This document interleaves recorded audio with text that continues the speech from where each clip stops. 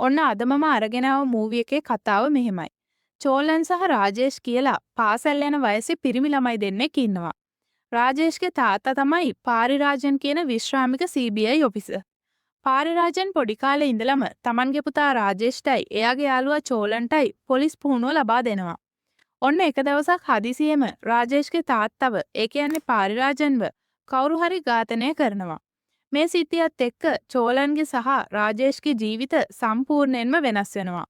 රාමලිංගම් ඒ කියන්නේ චෝලන්ගේ තාත්තා මේ සිද්ධියත් එක්ක චෝලන්ව අරගෙන එයාලා ඉන්න ප්‍රදේශයෙන් යන්න යනවා.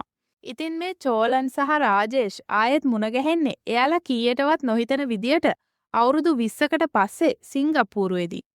ඒ වෙද්දි චෝලන් නම් තාත්තා එක්ක සිංගප්පූරුවේ සුපර් මාකට් එකක් කරගෙන යන ගමන් තමයි ඉන්නේ.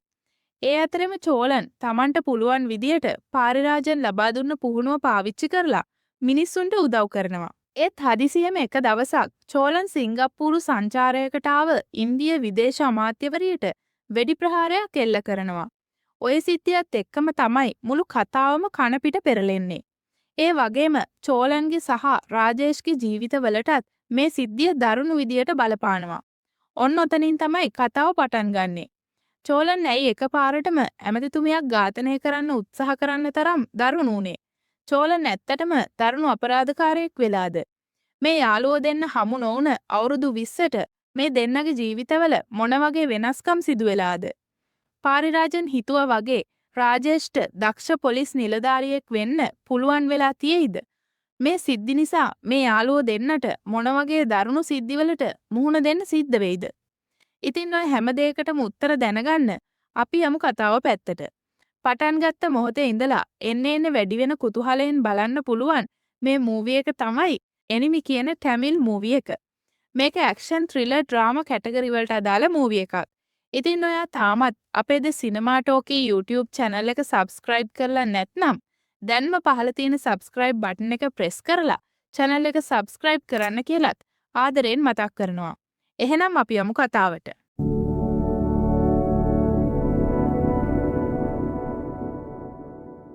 අදත් හැමෝම ආදරයෙන් පිළිගන්නවද සිනමා ටෝකී අපේ YouTube channel එකට.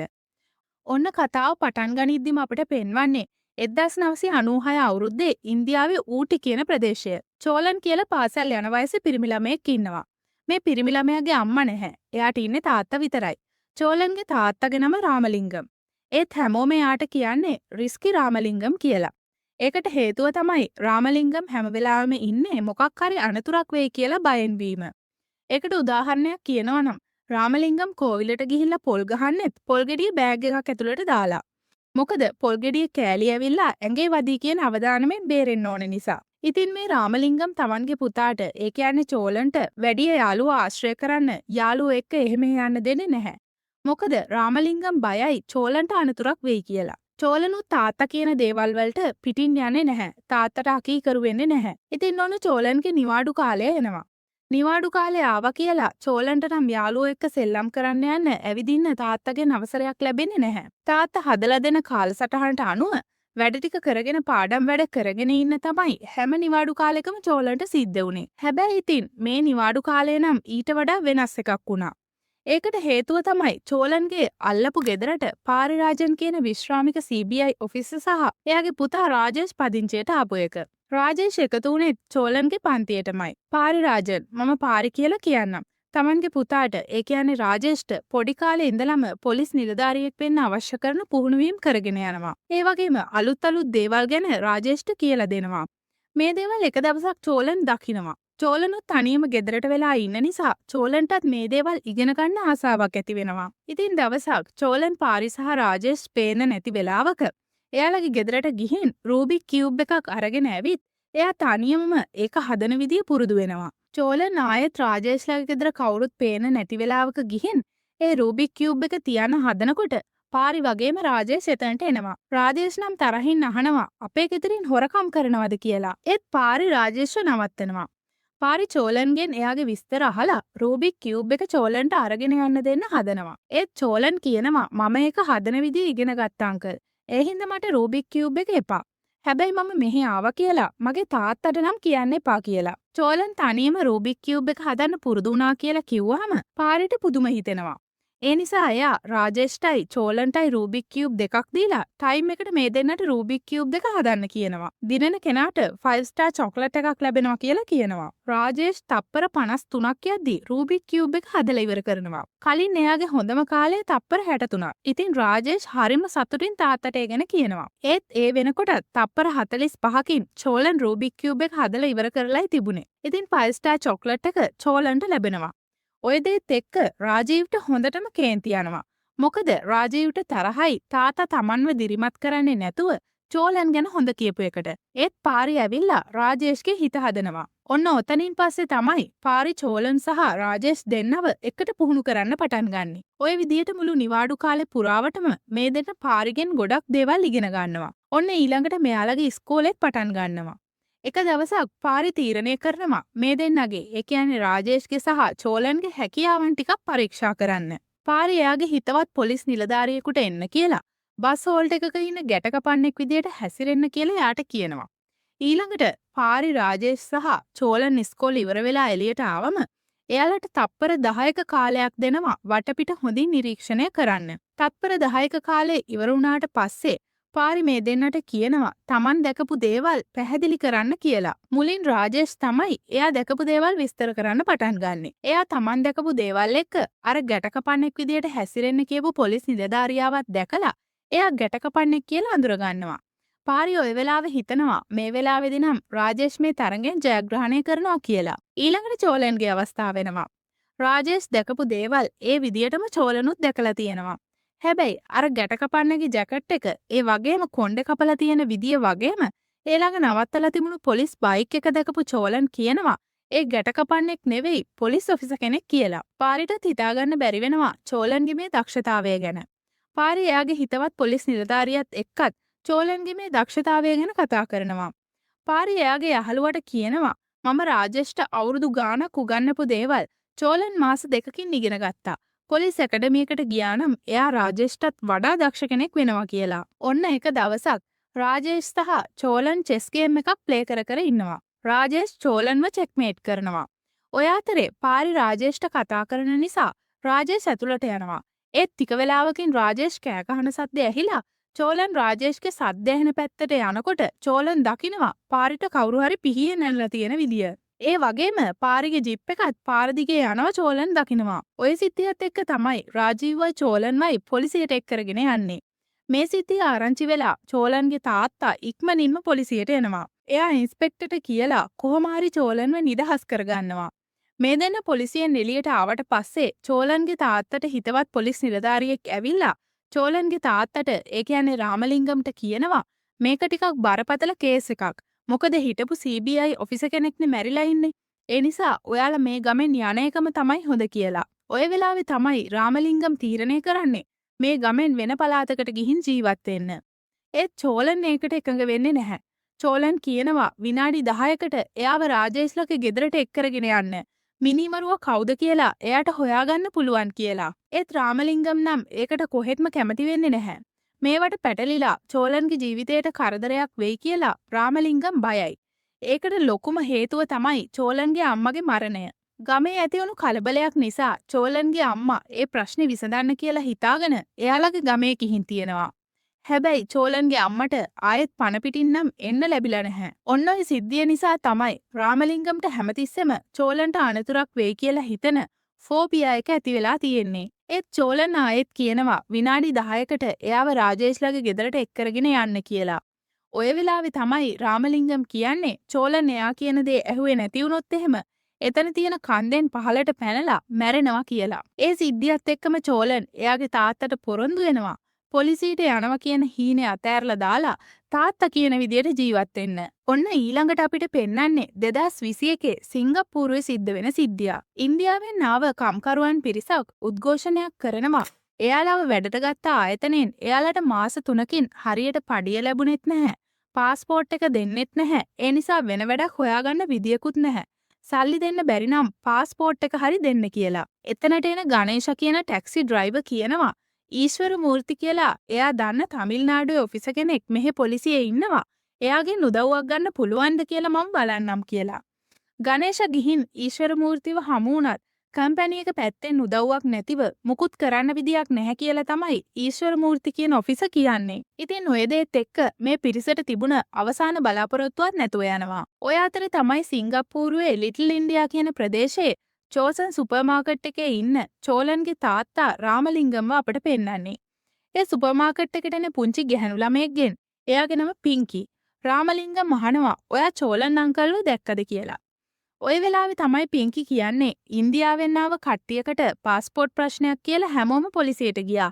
චෝලන් අංකලුත් එහෙ ඇත්තේ කියලා. ඒ වෙලාවෙම කලබල වෙන රාමලිංගම් චෝලන්ට කෝල් එකක් ගන්නවා. ඔයා කොහෙද ඉන්නේ කියලා රාමලිංගම් අහනකොට චෝලන් කියනවා දීපවාලී ළඟ එන නිසා කැවිලි වලට ලොකු ඉල්ලුමක් තියෙනවනේ. ඒ හින්දා කැවිලි ටිකක් ගන්න ආවා කියලා.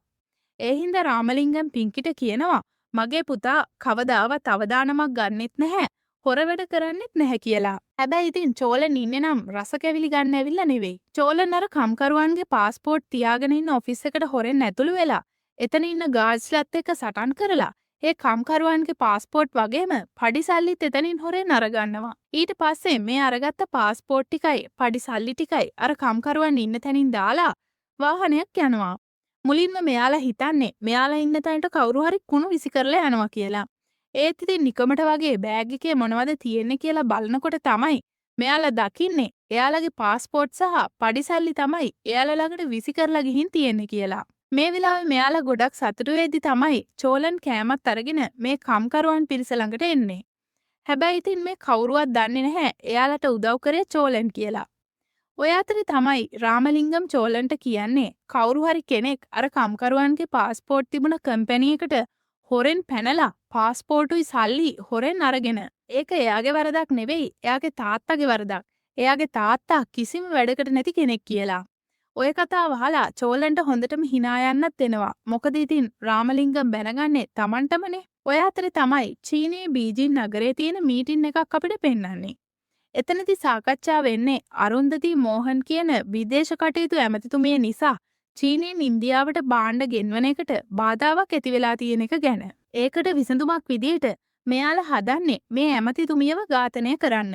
ස්වභාවික මරණයක් විදියට පේන්න මේ ඝාතනය කරන්නයි මේ පිරිස සැලසුම් කරන්නේ. මේ රැස්වීමේ ඉන්න ඉන්දියාව නියෝජනය කරන පුද්ගලයා මරණ කිහිපයක්ම උදාහරණයට අරගෙන පෙන්වලා මෙතන ඉන්න අනිත් චීන ජාතිකයන්ට කියනවා මේ හැම මරණයකම වාර්තාව ලැබුණේ අනතුරු වලින් සිදුවුණු මරණ එහෙමත් නැත්නම් ස්වභාවික මරණ කියලා. හැබැයි මේ හැම මරණයක් පිටිපස්සෙම ඉන්නේ එකම එක ඉන්දියානුවෙක් විතරයි. මේ හැම එකක්ම සැලසුම් සහගත මිනීමැරුම් කියලා. ඉතින් මේ විදියට එයාලට ගැටලුවක් ඇති නොවන විදියට ඇමතිතුමියව ඝාතනය කරන්න මේ පිරිසේ ඉන්න එක පුද්ගලයෙක් ඇරෙන්න අනිත් හැම පුද්ගලයෙක්ම එකග වෙනවා. ඔය අතරේ තමයි චෝලන් එයාගේ සුපර් මාකට් එකට ලැබුණු ඕඩර් එකක් බාර දෙන්න ඇපාර්ට්මන්ට් එකකට එන්නේ. ඇතුළේ ඉන්න ගැහැණු ළමයා කෝල් එකක ඉන්න නිසා එයා රිමෝට් එකෙන් දොර ඇරලා චෝලන්ට කියනවා බඩු ටික තියලා යන්න කියලා. චෝලන් බඩු ටික තියලා යන්න ඇතුළට ආවම එයාට ඇහෙනවා මේ ගැහැණු ළමයා එයාගේ යාළුවෙක් එක්ක කතා කරමින් ඉන්න දේවල්. එයා කියනවා එයාගේ කැම්පස් එකේ ප්‍රොජෙක්ට් එකට අවශ්‍ය ඩොකියුමන්ට්ස් ඩවුන්ලෝඩ් කරගන්න එක වෙබ්සයිට් එකකින්වත් බැහැ. ලොකු මුදලක් ගෙවන්න වෙනවා ඒවා ගන්න නම්. දැනටමත් ගෙවල් උකස් කරලායි අම්මලා මාව මෙහෙට ඉගෙන ගන්න එවලා තියෙන්නේ. ඉතින් එයාලගෙන් තවත් සල්ලි ඉල්ලන්නත් බැහැ. මොනව කරන්නද කියලා හිතාගන්න බැහැ කියලා. ඔය වෙලාවේ මේ ගැහැණු ළමයාගේ ලැප් එකත් ඔන් කරලා තමයි තියෙන්නේ. ඉතින් චෝලන් අර ගැහැණු ළමයාට නොපෙනෙන්න ලැප්ටොප් එක ළඟට ගිහින් ඒ සයිට් එක හැක් කරලා අදාළ ඩොකියුමන්ට්ස් ටික ඩවුන්ලෝඩ් කරගන්න පුළුවන් විදියට හදලා දෙනවා. ඔන්න ඉතින් මේ ගැහැණු ළමයා කෝල් එක ඉවර වෙලා ආවට පස්සේ දකින්න දෙයින් පුදුම වෙනවා. ඩවුන්ලෝඩ් කරගන්න බැරුව තිබුණ ඩොකියුමන්ට්ස් එකපාරටම ඕපන් වෙලා තියෙනවා දැක්කාම මේ ගැහැණු ළමයාට ලොකු සතුටක් දැනෙනවා. එයා එයාගේ අහලුවන්ටත් මේ වුණ සිද්ධිය කියනවා. එයාලා කියනවා මේක කරපු කෙනා නම් ලොකු හැකර් කෙනෙක් වෙන්න ඕනේ. මොකද මේ වගේ සමීක්ෂණ පත්‍රිකා නොමිලේ ලැබෙන එක හිතා ගන්නවත් බැරි දෙයක් කියලා. ඔන්න ඉතින් මෙතන ඉන්න එක ගැහැණු ළමෙක්. එයාගේ නම තමයි අශ්විතා. චෝලන්ගේ සුපර් මාකට් එකට ගිහින් චෝලන්ගෙන් අහනවා ඔයා නේද මගේ යාළුවට අර ඩොකියුමන්ට්ස් ටික ඩවුන්ලෝඩ් කරලා දුන්නේ? මටත් ඒ වගේ උදව් කරන්න කියලා. ඒත් ඉතින් මේ වෙලාවේ තාත්තා ඉන්න නිසා චෝලන් අශ්විතාට බොරු කියලා අශ්විතාව මග අරිනවා. ඊළඟ දවසේ උදේ චෝලන් එයාගේ යාළුවත් එක්ක ගිහින් අශ්විතාව හමු වෙලා ඔයාට ඕනේ උදව්වක් මම කරලා දෙන්නම් කියනවා. ඒත් ඉතින් අශ්විතා නම් චෝලන්ව ගණන් ගන්නේ නැහැ. ඔය හින්දා චෝලන් අශ්විතා ඉගෙන ගන්න මෙඩිකල් කොලෙජ් එකේ පහුගිය අවුරුදු 10කම ප්‍රොජෙක්ට්ස් ඩවුන්ලෝඩ් කරගන්න පුළුවන් ලින්ක් එකක් මෙයාලට එවනවා. හැබැයි ඉතින් ඒ ලින්ක් එක වැඩ කරන්නේ පැයක් යනකල් විතරයි. ඉතින් මේ යාළුවෝ ටික ඉක්මනින්ම එයාලට අවශ්‍ය ඩොකියුමන්ට්ස් ටික ඩවුන්ලෝඩ් කරගන්නවා. චෝලන්ගේ මේ උදව්වත් එක්කම අශ්විතා එයාගේ යාළුවෝ දෙන්නයි කැම්පස් එකේ টොප් 3 ඇවිල්ලා එක්සෑම් එකෙන් ඉහළින්ම සමත් වෙනවා. ඔය සිද්ධියත් එක්කම චෝලනුයි අශ්විතයි අතරේ ආදර සම්බන්ධයකුත් ඇති වෙනවා. ඔන්න ඊළඟට අපිට පෙන්වන්නේ ප්ලේන් එකක් ඇතුළේ වෙන සිද්ධියක්. ප්‍රෙග්නන්ට් ලේඩි කෙනෙක් එයාගේ බෑග් එක ගන්න උත්සාහ කරද්දී එතනට එන තරුණ පිරිමි කෙනෙක් එයාට බෑග් එක ගන්න උදව් කරනවා. මේ ප්‍රෙග්නන්ට් ලේඩි සිංගප්පූරුවට ඇවිල්ලා තියෙන්නේ එයාගේ ස්කෑන් එකක් කරගන්න බලාපොරොත්තුවෙන්. මේ දෙන්න ඉතින් විස්තර කතා කරලා සමු ගන්නවා. ඔන්න මෙයාලා අහම්බෙන් වගේ නතර වෙන්න තෝරගෙන තියෙන්නේ එකම හොටෙල් එක. ඉතින් මේ ලේඩි කියනවා අද හවසට මගේ ස්කෑන් එක එතනට ළඟ නිසායි මේ හොටෙල් එකේ නවතින්නේ කියලා. ඉතින් රෑ කෑමේදී හමු වෙන බලාපොරොත්තුවෙන් මේ දෙන්න සමු ගන්නවා. ඔය අතරේ තමයි අර පිරිමි කෙනා තවත් කෙනෙකුට මැසේජ් එකක් දාන්නේ. අනිත් කෙනා මේ වෙද්දි කෙමිකල් වගේක් මික්ස් කරලා මොනවා හරි හදන ගමන් ඉන්නේ. එයාලගේ මොකක් හරි බිල්ඩින් එකක ප්ලෑන් එකකුත් තියෙනවා. ඒ මොකක්ද මෙයාලා කවුද කියලා අදහසක් නම් තවම අපිට නැහැ. අපි කතාව බලාගෙන යමුකෝ. ඔය අතරේ චෝලන් එයාගේ යාළුවත් එක්ක සුපර් මාකට් එකේ බඩු වගේක් අසුරමින් ඉන්නවා. ඔය වෙලාවේ චෝලන්ගේ යාළුවා අහනවා ඇයි ඔයා තාත්තා කියන දේ අහගෙන මේ කඩේ කරගෙන ඉන්නේ? ඔයා කොයිතරම් දැනුමක් තියෙන කෙනෙක්ද කියලා. ඔය වෙලාවේ තමයි චෝලන් ආයෙමත් අර අතීත සිද්ධිය මතක් කරන්නේ. චෝලන්ගේ අම්මට එයාගේ ගමේ ඇතිවුණු ප්‍රශ්නයකට මැදිහත් වෙන්න ගිය නිසා ජීවිතය අහිමි වුණානේ. ඔන්න ඔය සිද්ධියෙන් පස්සේ තමයි චෝලන්ගේ තාත්තට ඒ කියන්නේ රාමලිංගම්ට මේ ෆෝබියා එක ඇති වෙලා තියෙන්නේ. ඉතින් චෝලන් කියනවා මගේ තාත්තා මම වෙනුවෙන් ගොඩක් කැපකිරීම කරලා තියෙනවා. ඒ නිසා එයාගේ මතක තියෙනකල් මම එයා කියන විදිහට ඉන්න තීරණය කළා කියලා. ඔන්න ඔය වෙලාවේ තමයි එක පාරටම චෝලන්ගේ සුපර් මාකට් එක ඉස්සරහා තියෙන ගෑස් ඒජන්සියේ පිපිරීමක් ඇති වෙන්නේ. ඒ පිපිරීමෙන් 11 දෙනෙක් මිය යනවා. ඒ වගේම 5 දෙනෙක් අසාධ්‍ය තත්ත්වෙන් රෝහල්ගත කරනවා. ඔය සිද්ධියත් එක්ක චෝලනුත් ගොඩක් කම්පණයට පත් වෙනවා.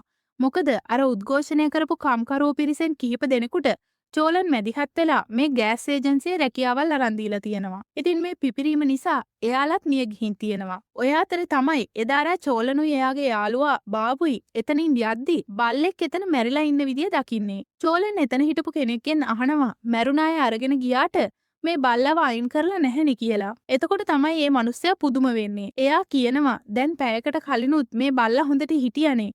මේ බල්ලා මැරුණේ පිපිරීම වෙලාවේ නෙවෙයි කියලා. ඒ බල්ලා වැටිලා හිටපු තැන තිබුණු අවර්ණ ද්‍රාවණයක් දැකලා චෝලන් බාබුට කියනවා ට්‍රාන්ස්ෆෝමර් එකේ ෆියුස් එක ගලවන්න කියලා. එතකොට තමයි මෙතන බිත්තියේ ගාලා තියෙන තීන්ත වගේම බල්ලා මැරිලා වැටියා හිටපු තැන තියෙන අර ද්‍රාවණය දිලිසෙන්න පටන් ගන්නෙ. එතකොට තමයි චෝලන්ට සිද්ධ වෙලා තියෙන දරුණු දේ තේරුම් යන්නේ.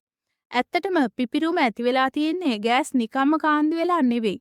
කවුරු හරි හිතා මතාම මේ තීන්තවලට ප්‍රබල ඇසිඩ් වර්ගයක් කවලම් කරලා ඒ හරහා ගෑස් කාන්දු වෙන්න සලස්වලා තියෙනවා කියලා චෝලන්ට තේරුම් යනවා. චෝලන් මේ සිද්ධිය බාබුටත් කියනවා. එතකොට තමයි බාබු කියන්නේ මේ පළාතේ තීන්ත වැඩ නම් ජෝසප් තමයි කරන්නේ. එයා නොදැනුවත්ව නම් තීන්ත වැඩ කරන්නේ නැහැ කියලා. ඒ අනුව තමයි මේ දෙන්න ජෝසප්ව හොයාගෙන යන්නේ. ජෝසප් මේ වෙලාවේ ඉන්නේ බාර් එකක. චෝලන් එතනට ඇවිල්ලා ජෝසප්ට කතා කරද්දිම ජෝසප් බයේ පැනලා දුවනවා. චෝලන් පස්සෙන් ගිහිල්ලා ජෝසප්ව අල්ලගෙන පාර දීලා මේක කරන්න කවුද කියලා ප්‍රශ්න කරනවා. ඒත් ඉතින් ජෝසප් මේක කරන්න කියපු කෙනා කවුද කියලා නම් දන්නේ නැහැ. ඒකට හේතුව තමයි WhatsApp හරහා තමයි මෙයාලගේ ගනුදෙනු සිද්ධ වෙලා තියෙන්නේ. ඩොලර් 10000ක් දෙන්නම් කියලා කියපු නිසා තමයි ජෝසප් මේ වැඩේ කරලා තියෙන්නේ. ඒ වගේම ඒ කෙනා තවත් බඩු ලිස්ට් එකක් ජෝසප්ට කියලා ගෙන්වගෙන තියෙනවා. ඒ බඩු ටික ගෙනihin තියන්න කිව්ව කුණුබක් කියේ ඒ කෙනා සල්ලි තියලා තිබුණා කියලා තමයි ජෝසප් චෝලන්ට කියන්නේ. චෝලන් මේ විස්තර ඔක්කොම ජෝසප්ගෙන් අරගෙන කෙලින්ම යන්නේ ඊශ්වර මූර්ති කියන ඔෆිසරව හමු වෙන්න. මේ සිද්ධිය ගැන තවදුරටත් පරීක්ෂණ කරන්නම් කියලා ඊශ්වර මූර්ති චෝලන්ට පුරොන්දු වෙනවා. ඒත් එක්කම අර ජෝසප්ගෙන් ලැබුණු බඩු ලැයිස්තුවේ තියෙන දේවල් පරීක්ෂා කළාම චෝලන්ට තේරෙනවා ඒ හැම දෙයක්ම දුරස්ත විදියට කරන්න පුළුවන් දේවල් කියලා. ඔය අතරේ ඊශ්වර මූර්ති අතර ෆයිල් එකක් ලැබෙනවා. ඒකේ තියෙන්නේ සිංගප්පූරුවේ දෙමළ සමාජයේ සිදුවුණු මේ අනතුර නිසා ඉන්දිය විදේශ කටයුතු ඇමතිතුමිය එයාගේ සිංගප්පූරු සංචාරයේ ගමන් මඟ වෙනස් කරලා තියලා. ඊශ්වර මූර්ති කියනවා ඇමතිතුමිය දෙමළ සමාජයේ තියෙන ඒ කියන්නේ මේ පිපිරුම සිදුවුණු ප්‍රදේශයට ඇවිල්ලා ඊට පස්සේ තමයි අමාත්‍යංශයට යන්නේ කියලා. මේ අනතුරටයි ඇමතිතුමියගේ සංචාරයටයි සම්බන්ධයක් තියෙන්න පුළුවන්ද කියලා මට සැකයක් තියෙනවා කියලා ඊශ්වර මූර්ති චෝලන්ට කියනවා. මේ තරම් සැකයක් තියෙද්දි ඇමතිතුමියගේ ගමන් මාර්ගය වෙනස් කරන්න බැරිද කියලා චෝලන් ඊශ්වර මූර්තිගෙන් අහද්දි ඊශ්වර මූර්ති කියන්නේ ප්‍රබල සාක්ෂි නැති නිසා එහෙම කරන්න අමාරුයි කියලා. කොහොම නමුත් ඊළඟ දවසේ උදේ 9 වෙද්දී ඇමතිතුමිය සිංගප්පූරුවට එනවා කියලා ඊශ්වර මූර්ති චෝලන්ට කියනවා. ඔන්න ඊළඟ දවසේ උදේ ඇමතිතුමිය සිංගප්පූරුවට එනවා. මීඩියා වලට වොයිස් කට් එකක් දීලා ඇමතිතුමිය කෙලින්ම යන්නේ සිංගප්පූරුවේ දෙමළ සමාජයේ පැත්තට. ඒ වෙනුවෙන් දැඩි ආරක්ෂාවකුත් සිංගප්පූරු රජය විසින් සපයලා තියෙනවා. ඊයේ ඊශ්වර මූර්ති කියපු දේත් එක්ක චෝලන්ටත් සැකයක් තියෙනවා ඇමතිතුමියගේ ජීවිතයට හානියක් කරන්න කවුරු හරි කෙනෙක් උත්සාහ කරනවද කියලා. ඒ නිසාම චෝලනුත් එයාගේ යාළුවත් එක්ක ඇමතිතුමියගේ රැස්වීම පැවැත්වෙන තැනට ඇවිල්ලා ඉන්නේ. ඔය අතරේ අපිට පෙන්වනවා අර ප්ලේන් එකකදී ප්‍රෙග්නන්ට් ලේඩි කෙනෙකුට උදව් කරපු තරණ පිරිමි කෙනාව. එයා හොටෙල් රූම් එකට වෙලා මොනවා හරි ඩිවයිස් ටිකක් තියාගෙන ඉන්න විදිය තමයි අපිට පෙන්වන්නේ. එයා මොනවද මේ කරන්න සූදානම් වෙන්නේ කියලා නම් පැහැදිලි නැහැ.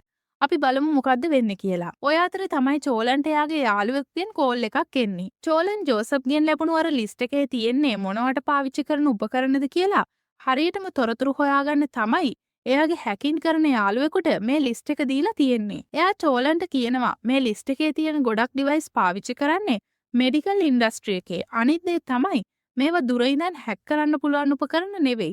ළඟ ඉඳලා හැක් කරන්න පුළුවන් උපකරණ කියලා. ඒ වගේම හැක් කරන කෙනා ඉන්න ඕනේ මීටර 100ක දුරක් ඇතුළත කියලා. ওই විස්තර ටික යාළුවා චෝලන්ට කියද්දි චෝලන් Google එකේ ඇමතිතුමියගේ මෙඩිකල් හිස්ටරි එක කොහොමද කියන සර්ච් කරලා බලනවා. එතකොට තමයි චෝලන් දකින්නේ ඇමතිතුමිය හાર્ට් සර්ජරි එකක් කරලා පේස් මේකර් එකක් දාලා ඉන්න කෙනෙක් කියලා. ඔය වෙලාවෙම තමයි ඇමතිතුමිය චෝලන් ඉන්න තැනට එන්නේ. මියගිය අය වෙනුවෙන් ශෝකය පළ කරලා කතාව පවත්වන අතරතුර ඇමතිතුමිය ටිකක් අපහසුවෙන් වගේ කතා කරන්න පටන් ගන්නවා. ඔය අතරේදී අනිත් පැත්තෙන් අපිට පෙන්නනවා අර හොටෙල් රූම් එකේ ඉන්න කෙනා රිමෝට් එකක් පාවිච්චි කරලා ෆ්‍රීකවන්සි එක වැඩි කරන විදිය. ඒ ෆ්‍රීකවන්සි එක වැඩි කරන්න ඇමතිතුමියගේ අපහසුතාවයත් වැඩි වෙනවා. චෝලන් එක පාරටම එතන හිටපු ආරක්ෂක නිලධාරියෙක් අතේ තියාගෙන ඉන්න ගන් එකක් උදුරගෙන ඇමතිතුමියගේ පැත්තට වෙඩි තියනවා. ඒත් එක්කම අනිත් පැත්තෙන් අපිට පෙන්නනවා හොටෙල් රූම් එකේ ඉන්න කෙනාගේ ඩිවයිස් එකේ සිග්නල් ලොස්ට් වෙන විදිය. ඒ කියන්නේ තවදුරටත් ඒ රිමෝට් එක හරහා ෆ්‍රීකවන්සි එක කන්ට්‍රෝල් කරලා ඇමතිතුමියට බලපෑමක් කරන්න එයාට බැරි වෙනවා. ඔය අතරේ තමයි ඇමතිතුමියගේ බොඩිගාඩ්ස්ලා ඇමතිතුමියට වෙඩි තියපු නිසා චෝලන්ව අල්ලගන්නේ. චෝලන්ව පොලිසියට අරගෙන ඇවිත් ප්‍රශ්න කරද්දී ඊශ්වර මූර්ති ඇමතිතුමියගේ බොඩිගාඩ්ස්ලාට කියනවා මෙයා මම හොඳටම හඳුනන කෙනෙක්. මෙයා නම් මේ වගේ දෙයක් කරන්න කිසිම හේතුවක් නැහැ කියලා. එතකොටම තමයි එතනට ඇමතිතුමියගේ බොඩිගාඩ්ස්ලාගේ චීෆ් ඔෆිසර් එන්නේ. එයා ඊශ්වර මූර්තිට කියනවා ඔයාලා දෙන්න. ඒ කියන්නේ ඊශ්වර මූර්ති සහ චෝලන් ඊයේ කතා කරපු දේවලුත් අපි දන්නවා. ඒකම තමයි මෙතන තියෙන ප්‍රශ්නේ. ඒ නිසා මේ කේස් එක මට හැන්ඩල් කරන්න දීලා ඔයා ටිකක් එළියෙන් ඉන්න කියලා. ඒ ඔෆිසර් හිතන්නේ චෝලන් ISIS හරි වෙනත් ටෙරරිස්ලා කණ්ඩායමකගෙන් හරි පුහුණුව ලැබපු කෙනෙක් කියලා. ඉතින් චෝලන් ඇමතිතුමියට වෙඩි තිබ්බේ කාගේ උමනාවටද කියලා දැනගන්න මෙයාලා චෝලන්ට කරන්ට් එක පවා අල්ලනවා. ඒත් චෝලන් දිගින් දිගටම කියනවා මම කලේ ඇමතිතුමියගේ ජීවිතේ බේරගත්ත එක. ඔයාලා මෙතන පහුවෙන හැම විනාඩියකම මිනිමරුවට පැන ගන්න උදව් කරනවා කියලා. ඔය අතරේ තමයි ඒ ඔෆිසරට ඇමතිතුමියව පරීක්ෂා කරන ડોක්ටර්ගෙන් කෝල් එකක් එන්නේ. ඒ ડોක්ටර් කියනවා ඇමතිතුමියට වැදිලා තිබුණ බුලට් එක අයින් කළා. එතුමිය දැන් හොඳින් ඉන්නවා. විශේෂම දේ තමයි වෙඩි තියපු කෙනා වෙඩි තියලා තියෙන්නේ ඇමතිතුමියව මරන්න හිතාගෙන නෙවෙයි බේරගන්න හිතාගෙන කියලා. ඒ කොහොමද එහෙම වෙන්නේ කියලා මේ ඔෆිසර් අහනකොට තමයි ડોක්ටර් කියන්නේ කවුරු හරි කෙනෙක් ඇමතිතුමියට හાર્ට් ඔපරේෂන් එකේදී සම්බන්ධ කරපු ෆේස් මේකර් එක හැක් කරලා හાર્ට් බීට් එක ගොඩක් වැඩි කරලා තියෙනවා. ඒ නිසා තමයි ඇමතිතුමියට අමාරු වුනේ. වෙඩි තියපු කෙනා ෆේස් මේකර් එකටම හරියටම වෙඩි තියලා තියෙනවා. ඒකෙන් තමයි ඇමතිතුමියගේ ජීවිතේ බේරිලා තියෙන්නේ කියලා. ඉතින් ඔන්න ඔය දේත් එක්ක තමයි චෝලන් හිතලා තියෙන දේ හරියටම හරි කියලා පැහැදිලි වෙන්නේ. ඉතින් අර ඔෆිසර් චෝලන්ව නිදහස් කරලා චෝලන්ගෙන් සමාව ගන්නවා. එයාගේ ඇතින් උන වැරද්දට. ඒ වගේම එයා චෝලන්ගෙන් අහනවා ඔයා කොහොමද මේ දේ දැනගත්තේ කියලා. එතකොට තමයි චෝලන් දෙමළ සමාජයේ ගෑස් ඒජන්සිය වුණ පිපිරීම ගැන කියන්නේ. ජෝසප්ගෙන් ලැබුණු බඩු ලිස්ට් එක ගැනත් ඒ ලිස්ට් එකේ තියෙන බඩු මොන දේවල් වලටද පාවිච්චි කරන්න කියලා හොයලා බැලුවම තමයි මේ සැකේ ඇති උනේ කියලා චෝලන් කියනවා. අපරාධකාරයව අල්ලගන්න ඔයාට උදව්වක් කරන්න පුළුවන්ද කියලා චීෆ් ඔෆිසර් චෝලන්ගෙන් අහන්නේ ওই වෙලාවේදී. එතකොට තමයි චෝලන් කියන්නේ හැක් කරපු කෙනා මීටර් 100ක් ඇතුළත ඉන්න ඕන නිසා ඒ ප්‍රදේශයේ තියෙන ගොඩනැගිලි බැලුවහම අපරාධකාරයා ඉන්න පුළුවන් එකම තැන එතන පිටිපස්සේ තිබුණු හොටෙල් එකේ 12 වෙනි තට්ටුව කියලා. ඒකෙත් සැලැස්ම අනුව දකුණු කෙරවලේ තියෙන කාමර තුනෙන් එකක වෙන්න ඕනේ යා ඉන්නේ කියලා චෝලන් කියනවා. එතකොට චීෆ් බොඩිගාඩ් කියනවා දැන් එයා පිටත් වෙලා ගිහිල්ලත් ඇති කියලා. ඒත් චෝලන් නම් කියන්නේ සිග්නල් කට්ටුනේ මොකද කියලා එයාට හිතාගන්න බැරි වෙනවා. ඉතින් සැකයක් නොහිතන විදියට ගෙස් කෙනෙක් වගේ අද දවසේ ඉඳලා හෙට තමයි පිටත් වෙන්නේ. මම වුණා නම් මෙහෙම තමයි කරන්න කියලා. ඔන්න ඉතින් චෝලන්ගේ කතාවත් එක්කම තමයි මේ කට්ටිය හොටෙල් එක චෙක් කරන්න යන්නේ. ඔය අතරෙම අපිට පෙන්නන්නේ මේ අපරාධකාරයව. එයා කාට හරි කෝල් එකක් දීලා කියනවා මම ඉන්න තැනට දැන් පොලිසියෙන් එනවා.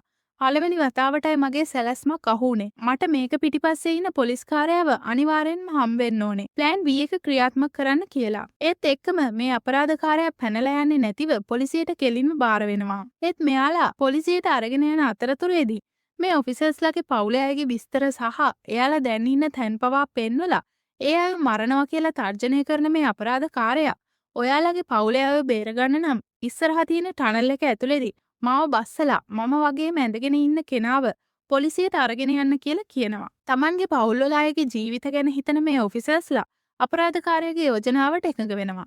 ඔය දේත් එක්ක මේ අපරාධකාරයාව ටනල් එක ඇතුලෙන් බස්සලා අනිත් කෙනාව වාහනයට නගගනිද්දි එක ප්‍රශ්නයකට උත්තර දෙන්න කියන මේ අපරාධකාරයා ඒ ඔෆිසර්ස්ලාගෙන් අහන්නේ මාව මේ විදිහට අල්ලගන්න සැලැස්සුවේ කවුද කියලා. එතකොට තමයි ඒ ඔෆිසර්ස්ලා කියන්නේ එයා පොලිස් ඔෆිසර් කෙනෙක්වත් අපේ බොඩිගාඩ් කෙනෙක්වත් නෙවෙයි.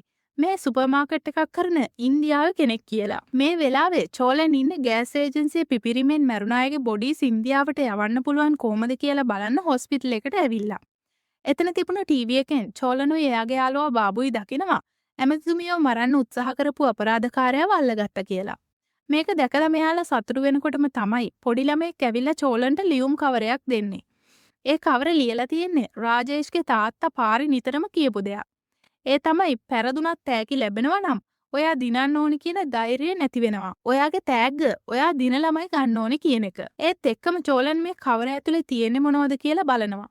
ඒ කවරය ඇතුලේ තියෙන්නේ පාරි ඒ කියන්නේ රාජේෂ්ගේ තාත්තා හැම වෙලාවෙම මේ දෙන්න අතරේ තරගයකදී දිනන කෙනාට දුන්න 5 ස්ටාර් චොක්ලට් එකක්. මේක දැකලා කලබල වෙන චෝලන් අර පොඩි ළමයාගෙන් අහනවා මේක කවුද දුන්නේ කියලා. එතකොට තමයි ඒ ළමයා හොස්පිටල් එකෙන් එළියේ ඉඳගෙන ඉන්න කෙනෙක්ව පෙන්නන්නේ. චෝලන් ගිහිල්ලා ඒ කෙනා ඉන්න බංකුවෙන් වාඩි වෙනවා. ඒ තමයි ඇමතිතුමියව මරන්න උත්සාහ කරපු අපරාධකාරයා. ඒත් එයා කවුද කියලා ඔයාලට හිතාගන්න පුළුවන්ද? ඒ තමයි චෝලන්ගේ පොඩි කාලේ යාළුවා රාජීව්. රාජීව් කියනවා මම කරපු අපරාධ 53න් එකක්වත් කාටවත් අල්ලගන්න බැරි වුණා. ඒත් මේ පාර මාව පොලිස් වාහනේටම නැග්ගුවේ කවුද කියලා බලාගන්න ඕනේ වුණා. ඒත් ඒ ඔයා කියලා නම් මම හිතුවේ නැහැ කියලා. ඒත් එක්කම රාජීව් අහනවා අපි දෙන්න අන්තිමට හම්බුණ දවස මතකයිද කියලා. මේ දෙන්න අන්තිමට හම්බුණ දවස රාජීව්ගේ තාත්තා ඒ කියන්නේ පාරි මැරුණ දවසනේ. චෝලන් එදා පොලිසිය සිද්ධ වුණ දේවල් එයාගේ ෆොටෝග්‍රැෆික් මෙමරි එකෙන් කියද්දි රාජීව් කියනවා එදා චෙස් ගේම් එකට අවධානයෙන් හිටපු නිසා ඔයාට වැදගත්ම දේ මගේ ඇරුණා කියලා. ඔන්න එතනින් පස්සේ තමයි අපිට එදා සිද්ධ වුණ දේ හරියටම පෙන්වන්නේ. එදා චෙස් ගේම් එක ප්ලේ කරද්දි රාජීව්ට තාත්තා කතා කරානේ. ඒ කතා කරලා තියෙන්නේ රාජීව් හොරකම් කරගෙන ආපු සල්ලි වගේක් දැකලා. තාත්තා උගන්නපු දේවල් පාවිච්චි කරලා තමයි රාජීව් මේ සල්ලි හොරකම් කරලා තියෙන්නේ. ATM එකක එළියේ ඉඳගෙන පින් නම්බර් හොරෙන් බලාගත්ත රාජීව් ඒ අයගේ පස්සෙන් ගිහින් පර්ස් එක හොරකම් කරගෙන ATM කාඩ් වලින් සල්ලි හොරකම් කරගෙන තියෙනවා. රාජීව් මේ හැම දෙයක්ම තාත්තට කියනවා. රාජීව් හිතන්නේ මේ දේවල් දැක්කම තාත්තා ගොඩක් සතුටු වෙලා එයාට ප්‍රශංසා කරයි කියලා. ඒත් ඉතින් වෙන්නේ නම් වෙන දෙයක්. අපරාධ වැඩ කරන්න නෙවෙයි මම ඔයාට මේවා කියලා දුන්නේ කියන පාරි රාජේෂ්ව පොලිසියට අල්ලලා දෙන්න පොලිසියට කෝල් කරන්න හදනවා. ওই වෙලාවේ තමයි එක පාරටම ක්‍රියාත්මක වුණ රාජේෂ් එතන තිබුණ කිනිස්සක් අරගෙන පාරිගේ බෙල්ලටම අනින්නේ. ඔයාගේ පුතා බුද්ධිමතෙක් වෙනවට සල්ලි හම්බ කරනවට කැමති නෑ නේද කියලා අහන රාජේෂ් පාරි චෝලන් ගැන හොඳ කියන එකටත් එයාගේ හිතේ තියෙන තරහ පිට කරනවා. ඊළඟට අර සල්ලි ටිකත් බෑග් එකකට දාලා එළියෙන් හංගන රාජේෂ් තාත්තා උගන්නපු දේවල්ම පාවිච්චි කරලා වෙන කෙනෙක් අපරාධය කරලා පැනගත්ත විදියට සාක්ෂි හදනවා. ඊළඟට කතාව වෙන්නේ වර්තමානයේට. මේ සිද්ධිය අහපු චෝලන්ට රාජේෂ් ගැන ලොකු කේන්තියක් ඇති වෙනවා. තමන්ගේම තාත්තවත් මරලා දාලා මේ විදියට අහිංසක මිනිස්සුන්ව පවා තමන්ගේ අපරාධ වෙනුවෙන් බිලිගන්න තමුන්ව මම සිංගප්පූරු හිරේ තමයි නතර කරන්න කියලා චෝලන් අභියෝග කරද්දි රාජේෂ් ආයෙත් චෝලන්ට අභියෝග කරනවා මම තමුන්ගේ දෙමළ කමියුනිටි එකේ ළඟම කෙනෙක්වත් උස්සලා තමයි සිංගප්පූරුව දාලා ඉන්දියාවට යන්නේ කියලා. ඊළඟට අපිට පෙන්වන්නේ චීනයේ බීජිං නගරේ රැස් වෙලා ඉන්න අර චීන ජාතිකයන් පිරිස සහ ඉන්දියානුවව. ඇමතිතුමියව මරණ මිෂන් එක කම්ප්ලීට් කරගන්න බැරි වුණ නිසා දැන් මේ පිරිස සූදානම් වෙන්නේ රාජේෂ්ව ඝාතනය කරන්න. එයාලා රාජේෂ්ගේ ෆොටෝ එකක් කෙනෙකුට WhatsApp හරහා යවනවා. ඒ කෙනා ඉන්නේ රෙස්ටුරන්ට් එකක. ඒ කෙනා ආයුධ කිහිපයකුත් අරගෙන සූදානම් වෙලා එතනින් පිටත් වෙලා යනවා. අනිත් පැත්තෙන් අපිට පෙන්වන්නේ චෝලන්ව. චෝලන් එයාලගේ සුපර් මාකට් එකට ඇවිල්ලා එයාගේ යාළුවා බාබුට කියනවා රාජේෂ් එයාට කරපු අභියෝගය ගැන. අද එයාගේ අශ්විතාගේ එන්ගේජ්මන්ට් එක ගන්නවා. ඒ නිසා එයාට හිතවත් අය හැමෝගෙම නම් ටික ලිස්ට් එකකට ගන්න කියලා.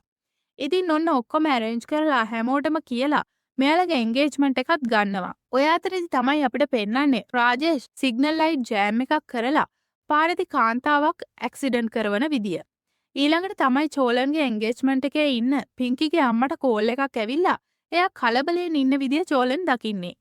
චෝලන් එයාගෙන් මොකක්ද ප්‍රශ්නේ කියලා අහද්දි තමයි පින්කිගේ අම්මා කියන්නේ පින්කිගේ ටීචර් ස්කූල් යන ගමන් ඇක්සිඩන්ට් වෙලා නිසා පින්කිගේ ක්ලාස් එකේ ළමයි ඔක්කොම එයාලගේ දෙමව්පියෝ ඇවිල්ලා එක් කරගෙන ගිහිල්ලා. පින්කිවත් එයාගේ මාමා ඇවිල්ලා එක් කරගෙන ගියා කියලා කිව්වා කියලා. ඒත් ඉතින් පින්කිට මෙහෙ මාමලා නැහැ කියලා කියන පින්කිගේ අම්මා මේ සිද්ධියත් එක්ක ගොඩක් කලබල වෙනවා. ඔය වෙලාවෙම තමයි පින්කිගෙන් චෝලන්ට කෝල් එකක් එන්නේ. ඔයාගේ යාළුවා මාව ඉස්කෝලෙන් එක් කරගෙන ආවා කියලා පින්කි චෝලන්ට කියනවා. ඒත් එක්කම තමයි පින්කි එතන ඉන්න රාජේෂ්ට ෆෝන් එක දෙන්නේ. පින්කිගේ මාමා කියලා පින්කිව ඉස්කෝලෙන් අරගෙන ඇවිල්ලා තියෙන්නේ සැලසුම් කරලා පින්කිගේ ටීචර්වත් ඝාතනය කරපු රාජීව්ම තමයි. මේ වෙලාවේ පින්කිවත් අරගෙන රාජීව් ඇවිල්ලා ඉන්නේ චෝලන්ගේ එන්ගේජ්මන්ට් එක කරන හොටෙල් එක ළඟ තැනකටමයි. රාජීව් ලෑස්ති වෙන්නේ එතන උඩින් බඩු එහාට මෙහාට ගෙනියන ක්‍රේන් එකක අරගෙන යන බඩු තොගයක් පින්කි ඉන්න තැනට වැටෙන්න සලස්සලා පින්කිව ඝාතනය කරන්න. චෝලන් අභියෝගයෙන් පෙරදුනා කියලා කියන ගමන් රාජේෂ් එතනින් යන්න සූදානම් වුණත් චෝලන් මේ වෙලාවේ කියන්නේ නම් රාජේෂ් හීනකින්වත් බලාපොරොත්තු නොවන දෙයක්. පින්කිට සීරීමක් හරි වුණොත් රාජේෂ්ගේ ළඟම කෙනෙක්ට දරුණු මරණයක් ලැබෙයි කියලා චෝලන් රාජේෂ්ට අනතුරු අඟවනවා. ඒ වෙලාවෙත් රාජේෂ් චෝලන් කියන දේවල් නම් ගණනකටවත් ගන්නෙ නැහැ. මොකද ඉතින් ඇත්තටම රාජේෂ්ට ළඟම කෙනෙක් මේ සිංගප්පූරුවේ නැහැනේ. නමුත් ඉතින් මේ වෙනකල් කවුරුත්ම දැනගෙන ඉඳපු නැති දෙයක් චෝලන් කොහොම හරි හොයාගෙන තියෙනවා. අර ෆ්ලයිට් එකේ ආව ප්‍රෙග්නන්ට් ලේඩි ඔයාලට මතක ඇති. අහම්බෙන් දැක්ක වගේ රාජේෂ් එයාට උදව් කළත් ඔයාලට මතක ඇති. ඒ ලේඩි වෙන කවුරුවත් නෙවෙයි රාජේෂ්ගේ වයිෆ්. එයාගේ නම අනීෂා. චෝලන් මේ හැම දෙයක්ම හොයාගෙන පින්කිට අනතුරක් වුණොත් ඔයාට අනීෂාව ආයේ කවදාවත්ම දකින්න ලැබෙන්නේ නැති වෙයි කියලා චෝලන් කියනකොටම රාජේෂ් හොඳටම කලබල වෙලා අර ක්‍රේන් එක නවත්තලා පින්කිව ඉක්මනින් මෙතනින් බේර ගන්නවා. ඒ සිතියෙන් පස්සේ තමයි චෝලන් අනීෂාව හොයාගත්ත විදිය අපිට පෙන්වන්නේ. රාජේෂ් චෝලන්ට අභියෝග කරානේ. ඊට පස්සේ චෝලන් රාජේෂ් යන තැන්වල රාජේෂ්ගේ පස්සෙන් ගිහින් ඔත්තු බලන්න පටන් ගන්නවා. ඔය අතරේ තමයි රාජේෂ් යා නැවතිලා ඉන්න හොටෙල් එකේ වෙනත් රූම් එකකට යන විදිය චෝලන් දකින්නේ. ඒ ඔස්සේ ගිහින් තමයි චෝලන් අනීෂාව හොයාගන්නේ. ඔන්න එතන ඉඳලා තමයි රාජේෂ්ගේ අනීෂාගේ අතීත කතාව අපිට පෙන්වන්නේ. අනීෂාත් ඉගෙන ගන්නේ චෝලන් සහ රාජේෂ් ඌටිවල ඉගෙනගත්තු ඉස්කෝලෙමයි. අනීෂාගේ අම්මයි තාත්තයි නැහැ. අනීෂාව බලාගන්නේ එයාගේ මාමා පීටර්. හැබැයි ඉතින් පීටර් කියන්නේ රස්සාවක් කරන කෙනෙක් නම් නෙවෙයි. එයාගේ වැඩේ යාළුවොත් එක්ක සූදු සෙල්ලම් කරන එක. දිගටම පරාද වෙලා එක දවසක් පීටර් අවසාන වතාවට අනීෂාවත් ඔට්ටුවට තියලා සූදු සෙල්ලම් කරනවා. හැබැයි ඉතින් එදත් සුපුරුදු විදියටම පීටර් පරාද වෙනවා. ඒ වෙලාවේ තමයි පීටර් එක්ක සූදු සෙල්ලම් කරන එයාගේ යාළුවෝ දෙන්නෙක් අනීෂාට අතවර කරන්න සූදානම් වෙන්නේ. අනීෂාගේ හොඳ වෙලාවට ඒ වෙලාවෙම තමයි රාජීව් තාත්තව මරලා අර සල්ලි බෑග් එකත් අරගෙන අනීෂාව එක් කරගෙන යන්න හිතාගෙන අනීෂාගේ ගෙදරට එන්නේ. රාජීව් අනීෂාට කරදර කරන්න උත්සාහ කරපු දෙන්නවත් මරලා දාලා අනීෂාගේ මාමවත් මරන්න සූදානම් වෙනකොට අනීෂා එයාගේ අතින්ම එයාගේ මාමට වෙඩි තියලා මරලා දාලා තමයි රාජීව් එක ඌටි වලින් පිට වෙලා ගිහින් තියෙන්නේ. ඊට පස්සේ මේ දෙන්න, ඒ කියන්නේ රාජීව් සහ අනීෂා දෙන්නම එකතු වෙලා තමයි අර විදියට අපරාධ කරලා තියෙන්නේ. අනීෂා ප්‍රෙග්නන්ට් කියලා දැනගත්තට පස්සේ රාජීව් තීරණය කරලා තියෙනවා ආයෙත් අපරාධ නොකර ඉන්න. ඒත් ඉතින් අනීෂාම තමයි ලොකු මුදලක් ලැබෙන නිසා ඇමතිතුමියෝ මරණ කොන්ත්‍රාත් එක බාරගන්න කියලා රාජීව්ට කියන්න. මේ දෙන්න කවදාවත්ම හිතන්නේ නැතුව ඇති. එයාලා කරන්න සූදානම් වෙන මේ අවසාන අපරාධය එයාලා වහුවෙන අපරාධය වෙයි කියලා. ආයෙත් එන්න කතාවේ වර්තමානයට. චෝලන් අනීෂාව ඇපයට තියාගෙන රාජේෂ්ගෙන් පින්කිව බේරගන්නවා. ඊට පස්සේ චෝලන් රාජේෂ්ට එක කොන්දේසියක් දානවා. ඒ කොන්දේසියට රාජේෂ් එකඟ වෙනවා නම් අනීෂාව ආරක්ෂිතව සිංගප්පූරුවෙන් පිටත් කරවන්න චෝලන් එකඟ වෙනවා. ඒ කොන්දේසිය තමයි ගෑස් ඒජන්සිය පිපිරීමෙන් මියගිය පිරිසගේ මරණයේ වගකීම බාර අරගෙන රාජේෂ් පොලිසියට බාර වෙන්න ඕනි කියන එක. රාජේෂ් ඒකට එකඟ වෙලා චෝලන්ට කියනවා අනීෂාව පරිස්සමෙන් මේ රටෙන් පිට කරන්න කියලා. ඔය අතරෙදිත් අර රාජේෂ්ව මරන්න බලාගෙන ඉන්න කෙනා රාජේෂ මරන්න සූදානමිනුයි බලාගෙන ඉන්නේ. ඒත් ඉතින් අනීෂා ඉන්න නිසා රාජේෂ්ව ඉලක්ක කරගන්න ඒ පුද්ගලයාට බැරුව යනවා. රාජේෂ් මෙතන ඉඳලා කෙලින්ම යන්නේ පොලිසියට. පොලිසියට ගිහින් රාජේෂ් චෝලන් කියපු විදිහටම පොලිසියට බාර වෙනවා. ඉතින් රාජේෂ්ව ෆලෝ කරන මේ කෙනා එයාට ඕඩර් එක බාර දුන්න අයට කියනවා රාජේෂ් පොලිසියටයි ගියේ.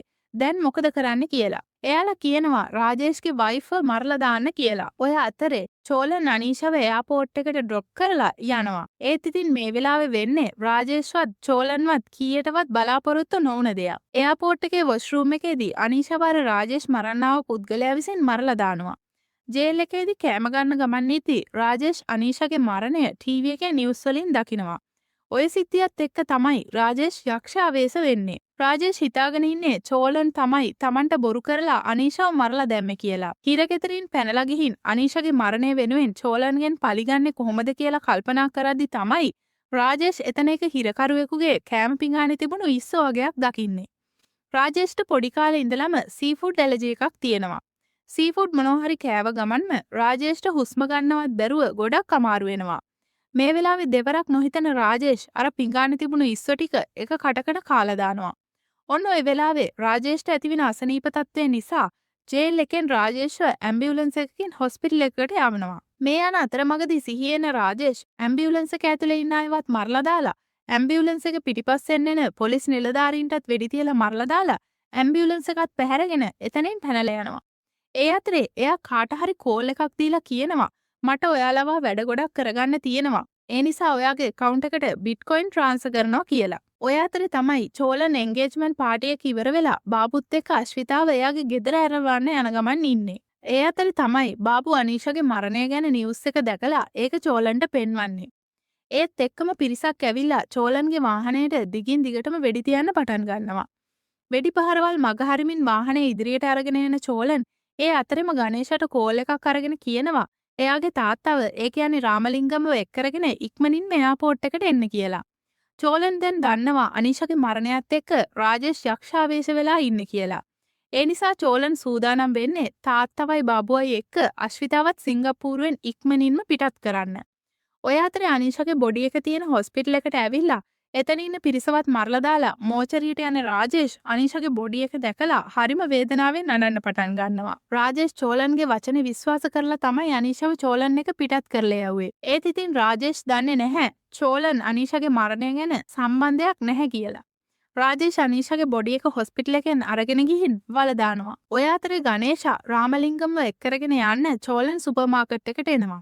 ඔය අතරේ තමයි රාජේෂ් පිරිසක් ට්‍රක් එකකින් චෝලන්ගේ සුපර් මාකට් එක ඉස්සරහට එන්නේ. ගණේෂ මේ ගැන චෝලන්ට කතා කරලා කිව්වහම චෝලන් ගණේෂට කියනවා තාත්තව පිටිපස්සේ දොරෙන් එක්කරගෙන යන්න කියලා. ඊට කලින් චෝලන් ගණේෂට ට්‍රාන්ස්පේරන්ට් තීන්ත වගේක් තියෙන තැන කියලා ඒව සුපර් මාකට් එකේ ඉස්සරහ දොර ළඟින් එළියට ගලාගෙන යන විදියට වක් කරන්න කියලා කියනවා. චෝලන් කියපු මේ දේත් කරලා ගණේෂ රාමලිංගම්වත් එක්කරගෙන අර පිරිසට අහු නොවි එතනින් පැනගන්න සමත් වෙනවා. රාජේෂ්ගේ පිරිස සුපර් මාකට් එකට ඇවිත් ඇතුලේ කවුරුත් නැහැ. දැන් විනාඩි 5කට කලින් තමයි දෙමළ සංගමේ කෙනෙක් මෙතනින් චෝලන්ගේ තාත්තව අරගෙන ගිහින් තියෙන්නේ කියලා CCTV චෙක් කරලා රාජේෂ්ට කියනවා.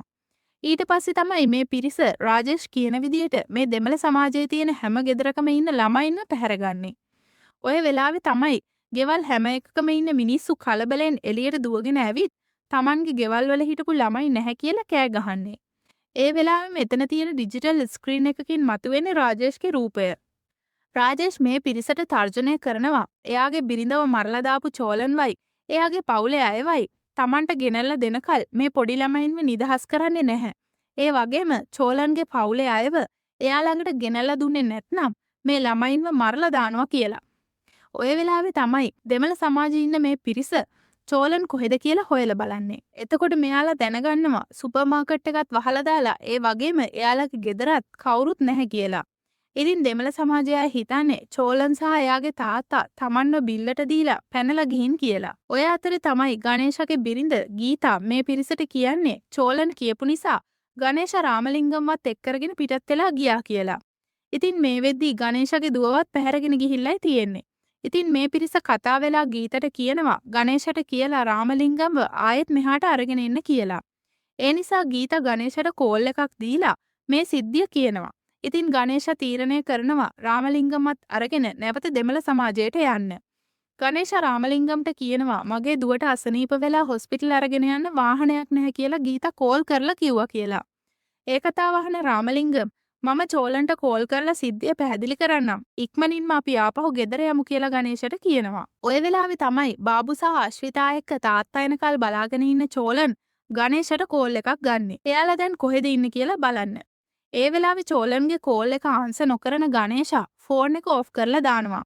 ඒ සිද්ධියත් එක්ක චෝලන්ට තේරෙනවා මොකක් නමුත් වැරැද්දක් වෙනවා කියලා. චෝලන් තාත්තලාව යවන්න සූදානම් කරලා තියෙන එයාක්‍රාෆ්ට් එකේ පයිලට් ඇවිත් කියනවා අපිට දැන්මම පිටත් වුණොත් නම් අහස පැහැදිලිව තියෙන අතර යන්න පුළුවන්. පරක් වුණොත් නම් ගමන අපහසුයි කියලා. ඉතින් චෝලන් තාත්තව පස්සේ එවන්නම් කියලා බාබුටයි අශ්විතාටයි යන්න කියනවා. අකමැත්තෙන් උනත් මේ දෙන්නා යන්න පිටත් වෙනවා. ඔය වෙලාවේ තමයි ගණේෂ රාමලිංගම්ව අරගෙන ආයෙත් ගෙදර එන්නේ. හැමෝම එළියට වෙලා ඉන්නවා දකින රාමලිංගම් පුදුම වෙනවා. මෙතන ඉන්න පිරිස රාමලිංගම්ට සිද්ධ වුණ හැමදේම කියනවා. චෝලන් නිසා අපේ දරුවෝ හැමෝම පැහැරගෙන ගිහින් කියලා මෙයාලා රාමලිංගම්ට කියනවා. රාමලිංගම්ට මේ දේවල් මොකුත් හිතාගන්න බැරි වෙනකොට තමයි රාජේෂ් ආයෙත් ඩිජිටල් ස්ක්‍රීන් එක හරහා මතුවෙන්නේ. රාජේෂ් රාමලිංගම්ට තමන්ව හඳුන්වලා දීලා කියනවා හරියටම රෑ 2 වෙනකොට මේ ළමයින්ව මරනවා. හැබැයි එහෙම නොමරන්න නම් පොඩි වැඩක් කරන්න තියෙනවා කියලා. රාජේෂ්ගේ මේ කතාවත් එක්ක මේ පිරිස ආයෙමත් හොඳටම කලබල වෙනවා. රාජේෂ් එතන ඉන්න පොඩි ළමයෙකුට කියලා එයා කලින්ම හංගලා තියපු බොක්ස් එකක් ගෙන්නව ගන්නවා. රාජේෂ් එතන ඉන්න පිරිසට කියනවා 2 වෙන්න කලින් මේ බොක්ස් එකේ තියෙන තුවක්කුවෙන් වෙඩි තියලා රාමලිංගම්ම මැරුවොත් ඔයාලගේ ළමයි ආරක්ෂිතව ආයෙත් ගෙදරට එවි කියලා. ඔය වෙලාවේ මේ පිරිසේ ඉන්න රඝු තුවක්කුව ගන්නේ රාමලිංගම්ට වෙඩි තියන්න හිතාගෙන. ඒත් එක්කම තමයි පිංකි චෝලන්ට කෝල් කරලා මෙතන සිද්ධ වෙන හැමදේම කියන්නේ. චෝලන් පිංකිට කියනවා එයාලගේ සුපර් මාකට් එක ළඟ තියෙන ඉලෙක්ට්‍රික් බොක්ස් එකේ ෆියුස් එක ගලවන්න කියලා. ඒක ගැලෙව්වම අර ගණේෂ බිමට හලපු ලුමිනස් තීන්ත එක දිලිසෙන්න ගන්නවා. ඒ තීන්ත රාජේෂ්ගේ පිරිස ආපු වාහනේ ටයර් වල ගෑවිලා ටයර් මාක් බිම වැදිලා තියෙනවා. චෝලන් රාජේෂ්ගේ පිරිසාපු වාහනේ ගිය පැත්ත ඒ ටයර් මාක් හරහා ගිහින් බලලා කියන්න කියලා පිංකිට කියනවා. පිංකියේ ටයර් පාර ගිය පැත්ත චෝලන්ට කියනවා. ඉතින් හැමදේටම කලින් චෝලන් හදන්නේ අර ටයර් මාක්ස් ඔස්සේ ගිහින් රාජේෂ් පැහැරගෙන ගිය ළමයින්ව බේරගන්න. ඔය අතර කිහිප දෙනෙක්ම රාමලිංගම්ට වෙඩි තියන්න උත්සාහ කළත් කාටවත්ම ඒකට නම් ධෛර්යයක් නැහැ. මොකද මෙයාලා හැමෝම ජීවත් වුණේ එක පවුලක් වගේ. ඒ අතරේ රාමලිංගම් හඬා වැටමින් කියනවා අපේ දරුවන් මම නිසා කරදරයක වැටිලා ඉන්නේ. ඒ නිසා කවුරු හරි මාව මරලා දාලා දරුවන්ව බේරගන්න කියලා. ඔය සිද්ධිය දිහා බලාගෙන ඉන්න රාජේෂ් තමන්ගේ පිරිසට ළමයින්ව මරන්න කියලා අනදෙති තමයි එකපාරටම ළමයින් හිර කරගෙන ඉන්න තැනට චෝලන් එන්නේ. චෝලන් එතන ඉන්න හැමෝටම පහර දීලා ළමයින්ව බේරගන්නවා. ඔය වෙලාවේ මේ සිද්ධිය රාජේෂ් දැනගන්නවා. ඒත් රාජේෂ්ට අනීෂගේ මරණය වෙනුවෙන් චෝලන්ගෙන් කොහොම හරි පලිගන්න ඕනේ. ඒ නිසා රාජේෂ් රාමලිංගම්ට කෝල් එකක් ගන්නවා. රාජේෂ් රාමලිංගම්ට කියනවා ඔයාලගේ ළමයින්ව කරදරයක් නැතුව එවන්න නම් තව එක chance එකක් දෙන්නම්. කවුරුවත් ඔයාව මරන්නේ නැති නිසා ඔයාට මේ ගැන තීරණයක් ගන්න පුළුවන් කියලා. රාජේෂ් කියනවා ඔයා රිස්ක් එකක් ගන්න බය නිසා ඔයාගේ කඩේම තියෙන මීයන්ට දාන වස එකක් අරගෙන බොන්න. එතකොට ඔයාටත් රිස්ක් එකක් නැතුව මැරෙන්න පුළුවන්. දරුවෝ ටිකත් ආයෙත් ගෙදර එයි කියලා. ඉතින් ඔය වෙලාවේ දෙපාරක් නොහිතන රාමලිංගම් රාජේෂ් කියන මේ දේ කරනවා. මීයන්ට දාන වස බෝතලයක් බොනවා. ඔය වෙලාවේ තමයි චෝලන් ළමයි ටිකත් බේරගෙන ඇවිත් ආයෙත් එයාලගේ දෙමව්පියන්ට බාර දෙන්නේ. ළමයින්ව දෙමව්පියන්ට බාර දෙන චෝලන් එයාගේ තාත්තා කොහෙද කියලා හොයලා බලනවා. ඒ වෙලාවේ තමයි චෝලන් දකින්නේ එයාගේ තාත්තා පැත්තකට වෙලා වාඩි වෙලා කල්පනා කර කර ඉන්න විදිය. මේ වෙලාවේ චෝලන් තාත්තට කතා කරනවා. ඒත් තාත්තගේ හැසිරීම අමුතුයි කියන එක චෝලන්ට තේරෙනවා. චෝලන් ඒ ගැන තාත්තගෙන් අහනකොටම තමයි රාමලිංගම්ගේ නහයෙන් ලේ ගලන්න පටන් ගන්නෙ. ඒත් එක්කම බිම ඇදගෙන වැටෙන රාමලිංගම් චෝලන්ට කියනවා මට ළමයින්ව බේරගන්න වෙන කරන්න දෙයක් තේරුනේ නැහැ. ඒක නිසා මම වස දිව්වා කියලා. රාමලිංගම් කියනවා එදා අවුරුදු 20කට කලින් ඔයා මගෙන් පාරිමාමව මැරුවේ කවුද කියලා හොයන්න විනාඩි 10ක් ඉල්ලුවා. ඒත් මම හැමදාම වගේම කරේ ප්‍රශ්නෙන් පැනලා දුවපු එක. සමහර විට මම එහෙම නොකළා නම් රාජේෂට මේ වගේ දරුණු කෙනෙක් වෙන එකක් නැහැ. මින් පස්සේ මම ඔයාව නවත්තන්නේ නැහැ පුතේ. ඔයාට හරි කියලා හිතන දේ කරන්න. රාජේෂ් වගේ දරුණු අය මේ ලෝකේ ඉන්නකල් ඔයා වගේ හොඳ අය මේ ලෝකෙට ඕන වෙනවා කියලා.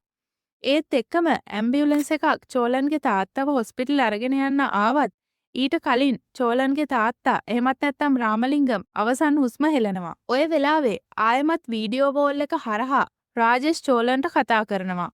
මම තරහ ගියාම කල්පනා නොකර වැඩ කරනවා කියලානේ චෝලන් ඔයා කිව්වේ. හැබැයි ඔයා වැරදි. මම හොඳට සැලසුම් කරලා ඔයාගේ තාත්තව මැරෙන තැනට වැඩ කරලා තියෙනවා. දැන් අපි දෙන්නම සමානයි. චෝලන් තරහ ගියාම කල්පනා කරලා වැඩ කරනවද කියලා දැන් අපි බලමු කියලා කියන රාජේෂ් චෝලන්ට Taman ඉන්න තැනක් කියලා අපි දෙන්නගෙන් කවුද දිනන්නේ කියලා දැන් බලමු කියලා චෝලන්ට අභියෝග කරනවා. රාජේෂ් ආයුධ ගොඩකුත් සූදානම් කරගෙන චෝලන් එනකල් එයා ඉන්න බිල්ඩින් එකට වෙලා බලාගෙන ඉන්නවා. චෝලන් ක්‍රේන් එකක් පාවිච්චි කළා රාජේෂ් ඉන්න ඉහළ මහලයක තියෙන ඔෆිස් එකේ ග්ලාස් ඔක්කොම කුඩු කරලා දාලා එතනට ඇතුළු වෙනවා. මේ වෙලාවේ මේ දෙන්න අතර යන්නේ බොහොම දරුණු සටනක්. දෙන්නම Tamanගේ තරහ උපරිමයෙන් පිට කරනවා. අවසානයේදී චෝලන් එල්ල කරන පහරක් නිසා රාජේෂ් බිල්ඩින් එකෙන් පහළට වැටෙන්න යද්දී චෝලන් රාජේෂ්ගේ කකුලෙන් රාජේෂ්ව වැටෙන්න නොදී අල්ල ගන්නවා. ඒ වෙලාවෙත් රාජේෂ් කියනවා උඹේ තාත්තව මරලා මම උඹව පරාද කළා. ඒ නිසා දැන් මට මැරුණට කමක් නැහැ කියලා. ඒ වෙලාවේ චෝලන් රාජේෂ්ට කියනවා මම නෙවෙයි ඔයාගේ අනීෂාව මැරුවේ. ඇමතිතුමියව මරන්න කොන්ත්‍රාත් එක දුන්න චීන කණ්ඩායම තමයි ඔයාව මරන්න කොන්ත්‍රාත් එක දීලා තියෙන්නේ. ඒත් ඔයා පොලිසියට බාර වුණ නිසා ඔයා වෙනුවට තමයි අනීෂාව මරලා දැම්මේ කියලා. ඔය වෙලාවේ රාජේෂ්ට ආයෙමත් ඒ චීන කණ්ඩායමෙන් පලිගන්න ඕන වෙනවා. ඒ නිසා රාජේෂ් චෝලන්ට බැගෑපත් වෙනවා Tamanව උඩට ඇදලා ගන්න කියලා. ඒත් ඉතින් චෝලන් රාජේෂ්ව බේරගන්නේ නම් නැහැ. එහෙමම පහලට අතෑරලා දානවා. ඒත් එක්කම රාජේෂ්ගේ ජීවිත කතාවත් එතනින් අවසන් වෙනවා. කතාවේ අන්තිමටම පෙන්වන්නේ මේ සිද්ධියෙන් අවුරුදු කිහිපයකට පස්සේ වෙන සිද්ධියක්. චෝලන් දැන් විවාහ වෙලා චෝලන්ට පුතෙකුත් ඉන්නවා. මේ වෙලාවේ මේ දෙන්න ඇවිල්ලා ඉන්නේ සොහොන් පිටියකට. එතනදී චෝලන් එයාගේ තාත්තා රාමලිංගම්ගේ සොහොනට මල් පොකුරක් තියෙන අතරේ රාජේෂ්ගේ සොහොනටත් මල් පොකුරක් තියෙනවා. ඒත් චෝලන්ගේ පුතා අහනවා සීයාගේ සොහොනට මල් තියද්දී ඇයි මේ සොහොනටත් මල් තියන්නේ? අම්මා මට කියලා තියෙනවා එයා නරක කෙනෙක් කියලා. ඉතින් එහෙමනම් ඇයි ඔයා විතරක් එයාට මල් තියන්නේ කියලා. ඒ වෙලාවේ චෝලන් එයාගේ පුතාට කියනවා එයා නරක කෙනෙක් නම් තමයි. හැබැයි එයා ඔයාගේ වයසේදී එයා හොඳ කෙනෙක්. ඉතින් ඒ නිසා මම මල් තියනවා කියලා. ඒත් එක්කම චෝලන් පුතාගෙන් අහනවා ඔයා කවුරු වෙන්නද කැමති කියලා. පුතා එක එක රැකියා කියනවා. චෝලන් මේ හැම දෙයකටම හොඳයි කියනවා. එයා එයාගේ පුතාට උපරිම නිදහස දෙනවා Taman කැමති දේ කරන්න. මොකද ඉතින් එයාට හොඳ අත්දැකීමක් තියෙනවනේ ගැන. ඉතින් ඔන්න ඔතනින් තමයි එනිමි කියන මේ සුපිරිම ටැමිල් මූවි එක අවසාන වෙන්නේ. ඉතින් ආයෙත් මතක් කරනවා මේ වගේ මූවිස් දිගටම බලන්න කැමති නම් අපේ channel එක subscribe කරන්න කියලා. වීඩියෝ එකටත් like එකක් දාලා යාළුවන්ටත් බලන්න share කරන්න කියලත් ආදරෙන් මතක් කරනවා. එහෙනම් අදට ගිහින් එන්නම්. හැමෝටම සුබ දවසක්.